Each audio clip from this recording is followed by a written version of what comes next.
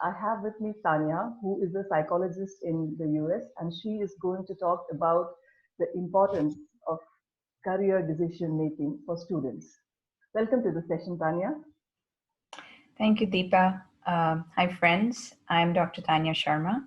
I'm a licensed psychologist in the US. I just wanted to let you know a little bit about my background.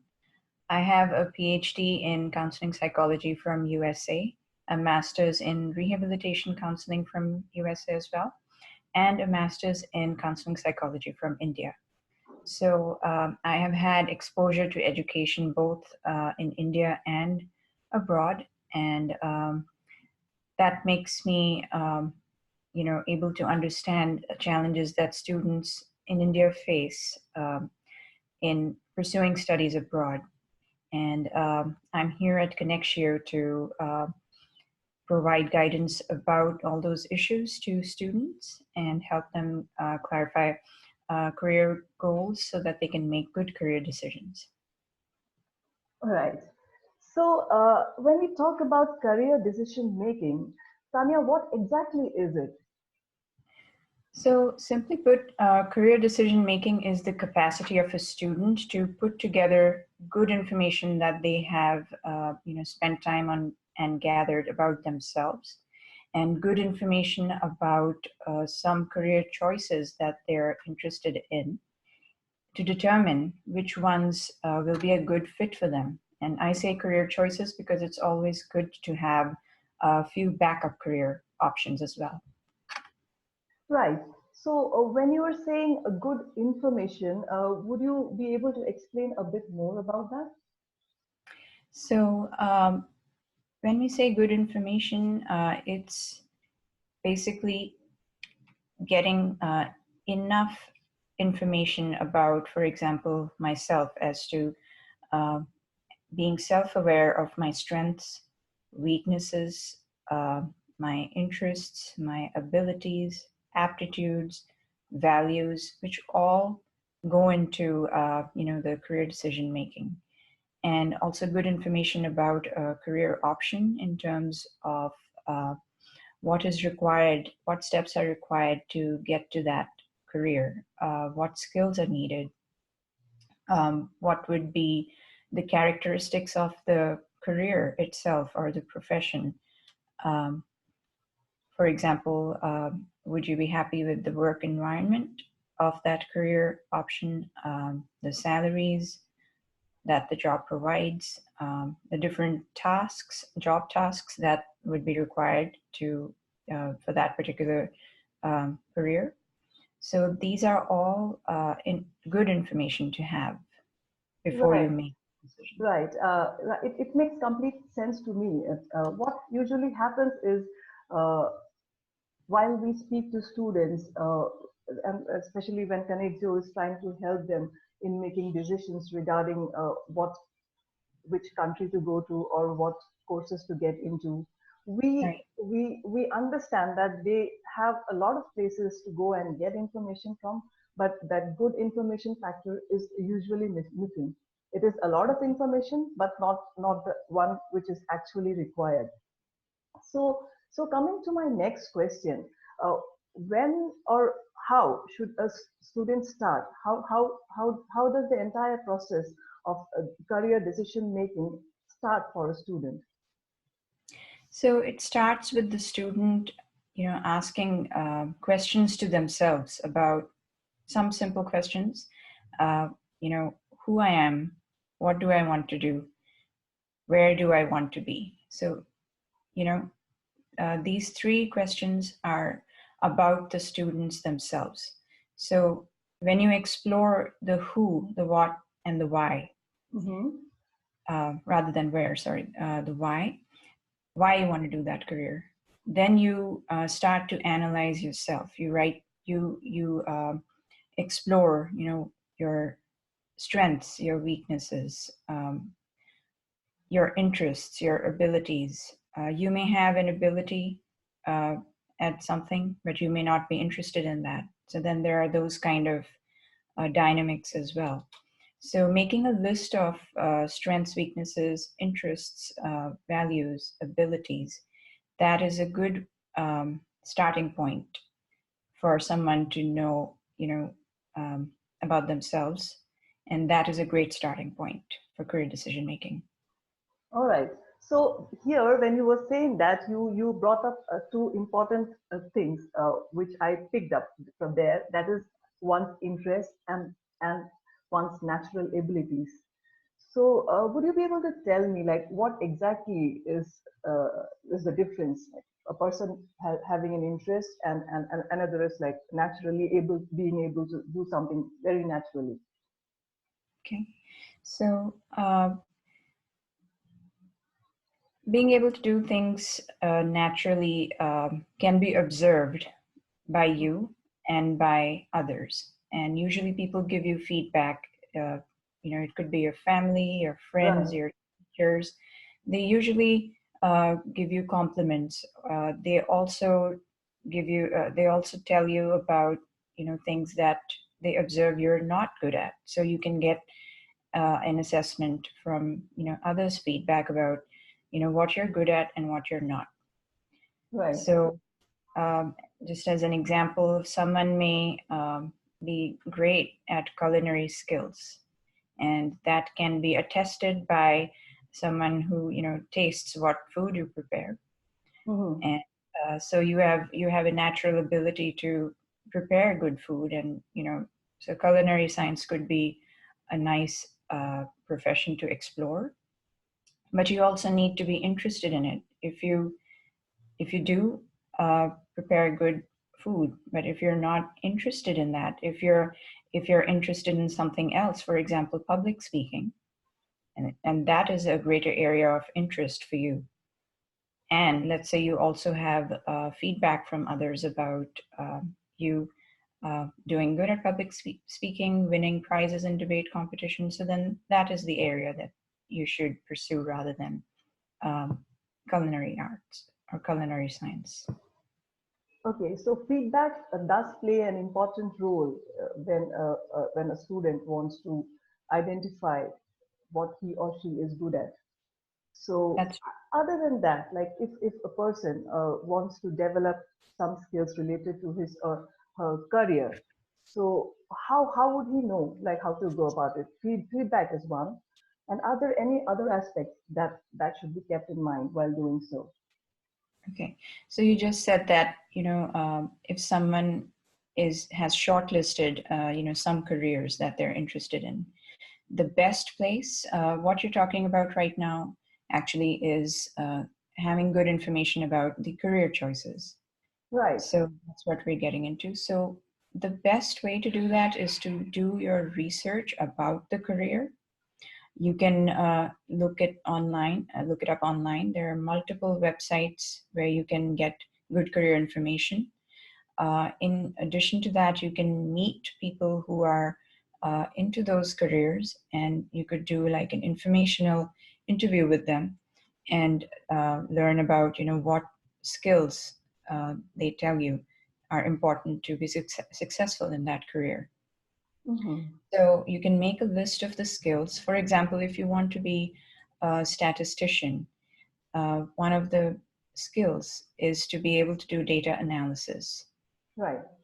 And further, you need to be able to educate yourself in various data analysis softwares, techniques. You have to know Excel. That's the simplest simplest platform where you can do data analysis. So all this can be listed under the particular profession on websites that we can provide at Connexio to students, and they can make a list of all those skills, and that can be a part of their career planning to work on those skills so that they can get to that career. Okay, so what I understood from that is doing one's own research is one part of the whole thing. Second is trying to talk to people. You spoke about informational interviews. So True. informational interview is trying to set up formal meetings with people whom you know are in certain careers which you are interested in. and try to talk to them and find out whether it suits your interest or not. That's absolutely right. I remember doing this myself actually in my career exploration. I went and I met different doctors. Initially, I wanted to become a doctor in India. So I went and met them, and I even did some internships with them in India. Uh, I did some job shadowing, um, and that helped me determine if that was the environment, the work environment that I wanted to be in. Um, and I determined that I didn't want to be in that work environment. I wanted to work with people and heal them through talking rather than providing medications. That doesn't fit with my philosophy of treating people. Not Absolutely, to say Tanya. that's not important. Absolutely. I mean, I cannot agree more because one should also know that what they actually don't want to do to figure Right. out what they actually want to do. So what you say is making complete sense to me. So how was the process of getting appointments for informational interviews for you in India? Because were you taken seriously enough for that? Because I have seen students who want to do that here, but they are not sure what kind of questions they're going to ask, how seriously they're going to be taken. So this is something which, if you can tell something to the viewers, would be of great You help. will, you will actually be surprised that professionals, they want to share about their career history and how they made their career decisions. It's for them. It's like mentoring Wow. and advising. And you would agree with me as well. If a student took an informational interview with you, wouldn't you want to share about how you got to the place where you're at? You know, wouldn't you want to share your journey and advice? Absolutely, absolutely. We would love to do that. Right. So I definitely researched a few people. In India, you can also have contacts through your family of certain professionals. Like you can get access to some professionals, like um, your relative, maybe a banker or a doctor, or their family friends, and you're able to get those opportunities to do some job shadowing or to just set up a meeting, and they would be, I'm sure, more than willing to provide all the guidance that they have and what kind of career decisions they made or the mistakes they made in that process. Right, right. So I think we do have that kind of resources where we could actually reach out to people and ask them for information. So Mm-hmm. moving ahead, my next question to you is the trend in India is that students are usually under some kind of peer pressure where they end up doing what their friends want to do. So they end up Mm-hmm. picking those subjects that their friends are picking up. And the reason maybe is lack of research, or maybe trying to find a comfort zone, or trying to think that it is going to be a safe decision because my so and so friend is taking this decision.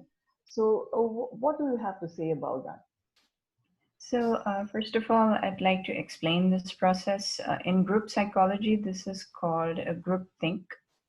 Mm-hmm. So, uh, if in a group situation, if you are taking a decision and you don't feel confident about a decision because you don't have good information about making that decision, then Hmm. it's really easy to just go with the group, what the group thinks, what the group decides. And for students, it's the group comprises, influential group comprises their friends.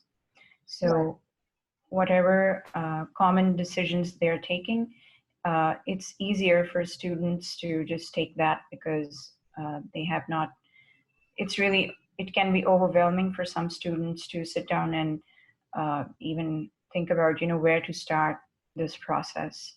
So it's just easier and it's familiar. So the brain wants to take a shortcut, and they are in fact actually also uh, in a way exploring that particular choice what the friend is making, Mm-hmm. So it is, I wouldn't say it's a mistake because uh, there are um, things that go well and things that may not go well in the process of career exploration. So you may follow a friend, but then you may decide that that career option is not a good fit for you, and you may want to change it at that point. But if you start with that knowledge about your strengths, weaknesses, and a research of the careers that you may be interested in, uh, or ask yourself questions like, what about this particular job will I find interesting? Then you can make good decisions. You and your friend are two different people. You will have your own unique career portfolio as compared to your friend, and you will gradually realize that.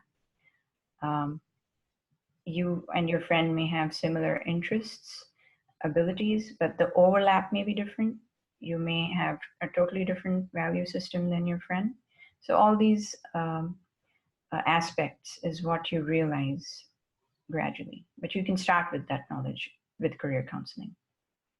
Absolutely. And that is where probably doing that self awareness activity is going to help them.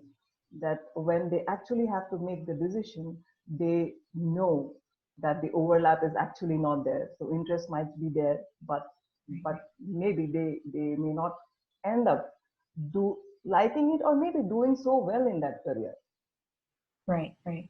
So the success in a particular career will depend on, you know, how much work you put in the beginning in the process of determining your career plan.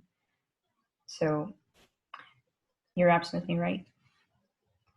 So, are there any indications, Tanya, that a student can use in general? So, if they know that something is not feeling right, so is there a way that they can find out that they have to pivot and select something else or choose something else, or maybe take professional help?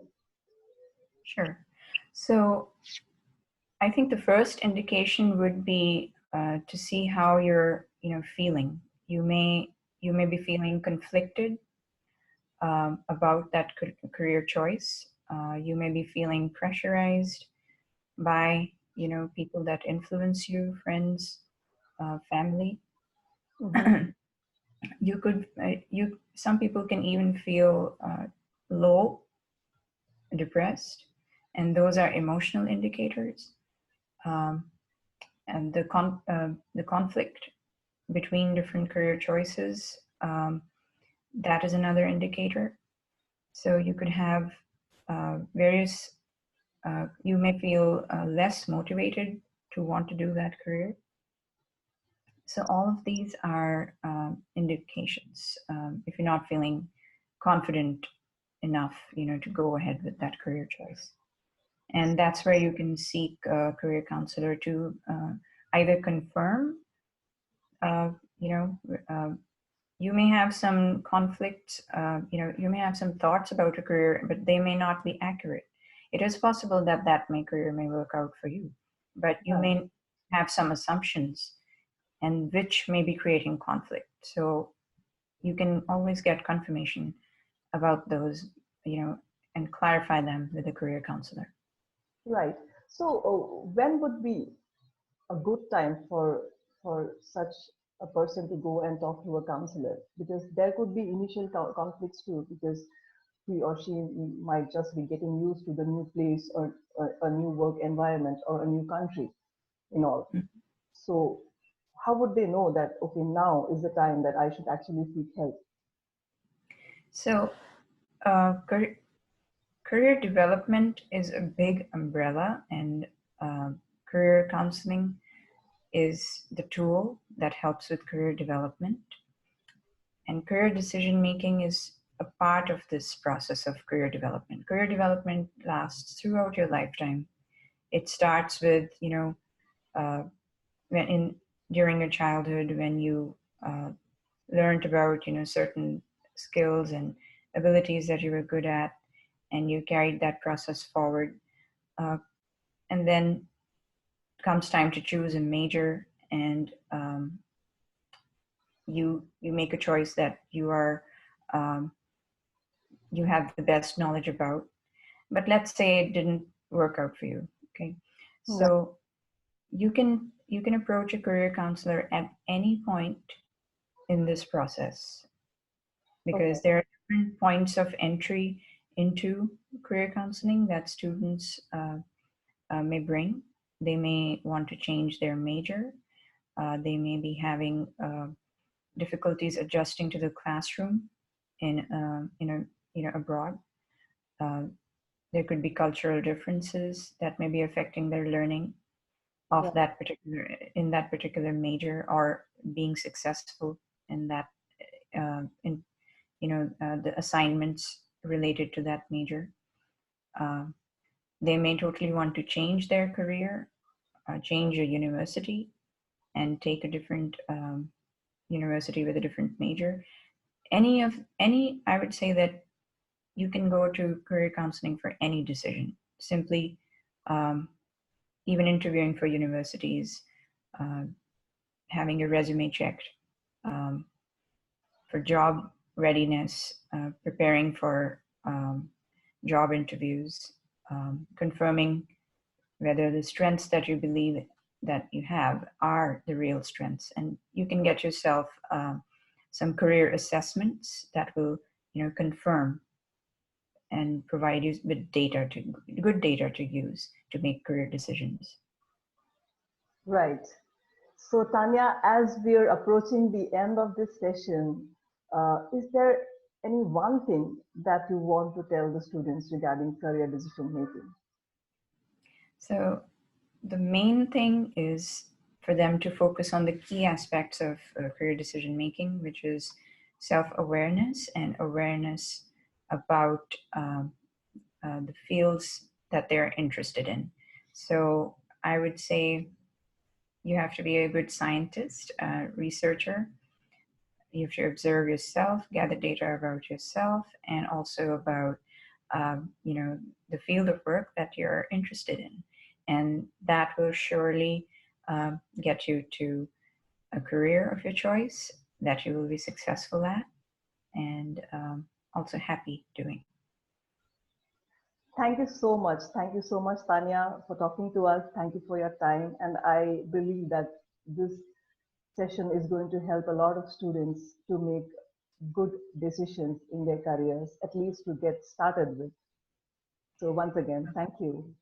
You're welcome, and that is my hope and wish for the students, and they can always approach me if they have any questions.